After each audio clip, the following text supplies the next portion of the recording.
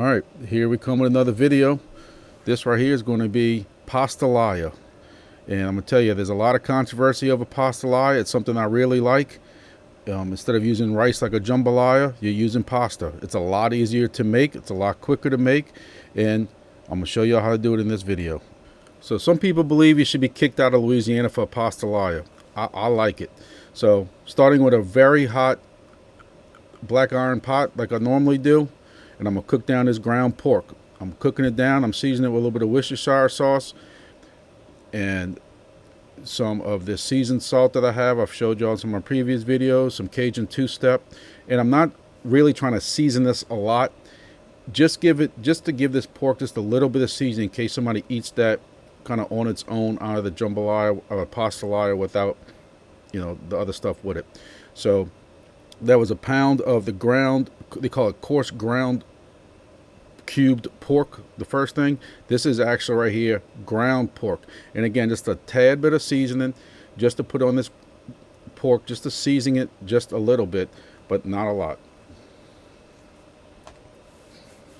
And I've made this a lot for a lot of birthday parties and stuff. When my kids were younger, everybody wanted to take Ziploc bags of it home and stuff, so I'm thinking it was a little bit successful. I got the basic recipe from a friend, and as usual, like we always do, I have my little sausage helper right here. But we doctor these recipes up kind of how we see fit and how our family likes it and different things like that. But so I'm gonna cook down this ground pork and try to get it where all the pink is gone, and as you can see, that's a white flaky meat inside of that pork. So we know that this is cooked down enough. So now we're putting in our, what we call in Louisiana, the Holy Trinity. That's going to be your onions and bell peppers and some celery. I'm also adding some minced garlic to this, about a tablespoon of minced garlic to this.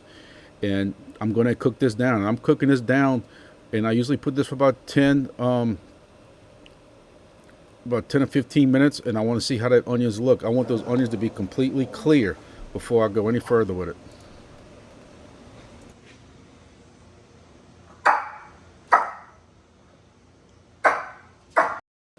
Yeah, y'all know she's ready for me to start cutting that sausage up. So I'm going to continue to cook this down, and like you see, those onions are still very white, not even close, but I'm going to keep stirring this. I don't want none of this sticking on the bottom of the pot. I have this on about a medium heat, probably a little too high, and I eventually lower it. So my sausage assistants help me out. So my 15 minutes are up on that mix right there, and I'm going to make sure that all those onions are clear, they're cooked down, and they're ready to go. I'm scraping that bottom up. That bottom is just flavor. It didn't burn, it's just kind of sticking to the bottom. So I'm gonna go ahead and stir this to make sure I scrape all it off the bottom, lower that heat a little bit, and keep on going with it.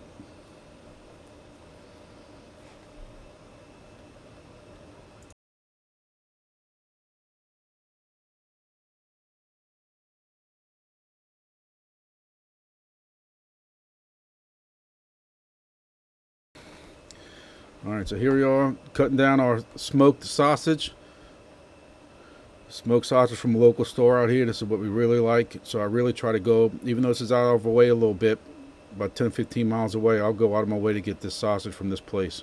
But you can see the size of what we cooked this sausage. We don't want it too thin, because the too thin it will fall apart, and we don't want it too big because it's hard to chew sometimes.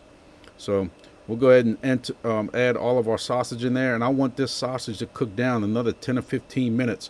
I want to get some of that smoky flavor, smokeness, I like that word. I want to cook that down into this mix. So at least another 10, 15 minutes on a medium heat.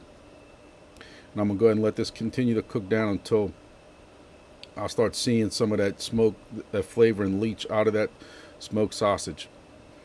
So, and you can also see it turning more red or more pink as that stuff is coming out of that sausage and getting into the flavor of that mix that we're making right here.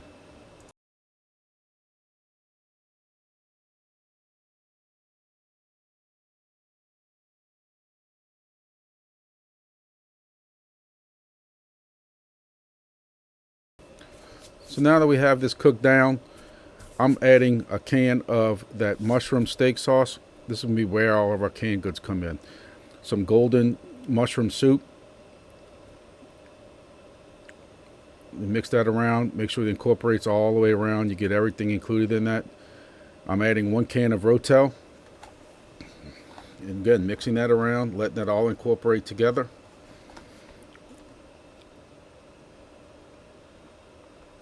I'm going to let this cook down for about 10 minutes. Again, only on about a medium heat. I don't want to burn it. I don't want to boil it.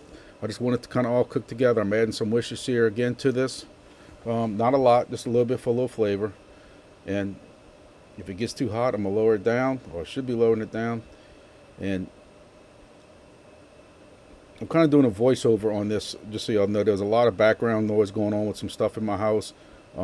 Wife and kids were working on a little project and different things. I didn't want all that in the background. So I decided to record it and mute all the audio and trying to do a voiceover now.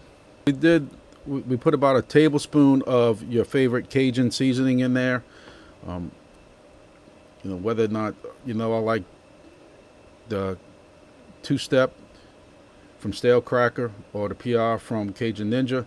I'm also starting to put a little bit of my chicken stock in here, and again, slowly incorporating that chicken stock, and I'm going to stir it constantly while I'm doing that, so I can kind of all incorporate this together. So that is a tablespoon of Kitchen Bouquet, which is going to give it a little bit of flavor, but also a nice darker, you want to see a darker look to this also. So go ahead and mix that up. So I have all my chicken stock in here now, and I'm letting that boil. And here's your pasta. I kind of mix the pastas up. You know, I kind of let the kids decide what they want. I like a rotini because it's a smaller pasta. And then this one I put also added some bow ties to it. So as long as your pasta comes out to be about 2 pounds, then you can do that. So I have those 2 pastas mixed in there. And then I'm also going to finish it off with a pound of spaghetti. Those other 2 packages, the rotini and the bow tie pasta, were 12 ounces each. And then this is a 8-ounce package or a half-pound package of spaghetti, which makes 2 pounds total of pasta. So I'm gonna go ahead and I want to bring this all back to a boil, and I'm stirring this around a lot. I want to make sure I got all that. I don't want none of those pastas sticking together. I want to incorporate it all around, and I'm waiting for it to come to a pretty good boil. So I'm gonna keep stirring it because I don't want any of this pasta to stick. I want to incorporate it all around again. So as it comes to a boil, I'm going to cover it. I'm putting it on a low fire, as we say, a low sim, and I'm putting this for 15 minutes on that low. I'm covering it. I'm not touching it. I'm not peeking or anything. When that 15 minutes is up, I'm going to uncover it. You can see there's still some liquid on the bottom. I'm stirring this all the way around from the bottom up, moving all those flavors around. And then I'm going to cover it back to try to get some more of that liquid all. And the pasta-lia is very forgiving. It's not like a rice dish where once the rice is done, if you have too much liquid or not enough liquid, it's kind of screwed. With pasta, is very forgiving, that the longer you let it sit, the more it's going to let that soak up. So I'm putting this for an additional 5 minutes, and I'm going to let that sit. I didn't put it back in the fire, I just covered it back. And as you can see now, 5 minutes later, it is perfect. This came out wonderful, and everybody enjoyed it.